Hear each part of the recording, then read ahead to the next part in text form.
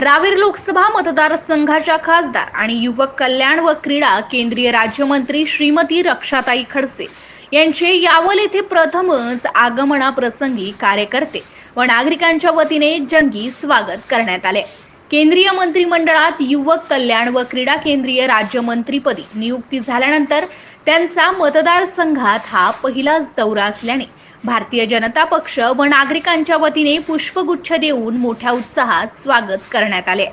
केंद्रीय मंत्री रक्षाताई खडसे या चोपडा येथे कार्यक्रमास जात असताना यावल येथील पक्षाचे पदाधिकारी व कार्यकर्ते यांच्या विनंतीला मान देऊन त्या यावल शहरातील भुसावळ टी पॉइंटवर स्वागत स्वीकारण्यासाठी काही वेळ थांबल्या होत्या।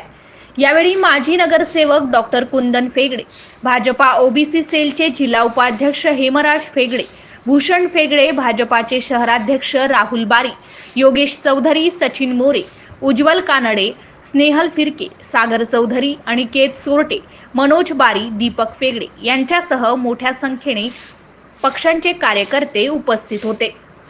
MCN न्यूज मराठी करिता फिरोज तडवी, यावल।